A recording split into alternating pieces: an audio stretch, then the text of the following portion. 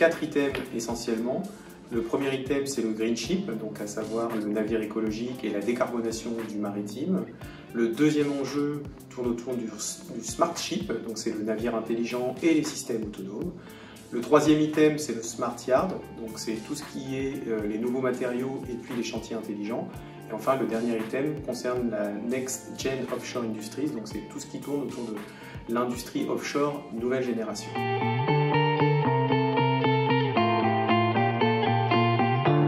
En première et en deuxième année, on va beaucoup parler d'initiation, essentiellement par Naval Group, les chantiers de l'Atlantique, Bureau Veritas et le GICAN, le groupement des industries de construction et activités navales. Puis en deuxième année, on sera sur les fondamentaux et donc quelques notions sur les coques et puis sur la navigation et l'instrumentation.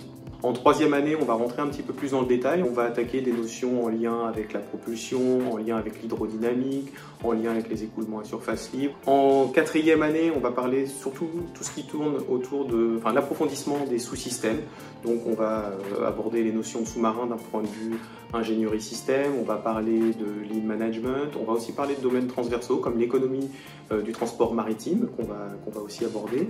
Et puis en cinquième année, c'est une année de spécialisation qui va tourner globalement autour des navires du futur avec différentes unités d'enseignement qui pourront aborder des notions d'architecture durable et aussi de décarbonation des transports maritimes. Des plus de la formation navale, c'est qu'on a réussi à coupler avec certaines entreprises des cours avec des visites de sites. Donc ce sera le cas avec Thales à Laval et puis par exemple aussi avec les chantiers de l'Atlantique à Saint-Nazaire.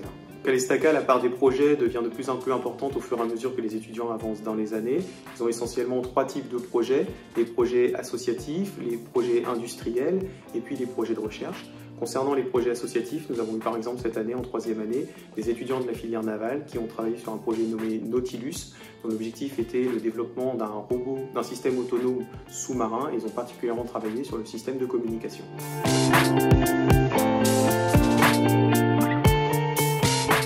Les besoins de recrutement dans la filière navale sont très importants. Ils concernent différents domaines, sur la mécanique, la structure, le design, d'autres domaines comme les systèmes, l'intelligence artificielle, la data. Il y a aussi beaucoup de recrutement sur des problématiques de gestion d'énergie, sur les problématiques de décarbonation du transport maritime, sur des problématiques de maintenance également. Et puis, en termes de recrutement, nos étudiants pourront s'orienter aussi bien vers des domaines civils que des domaines militaires.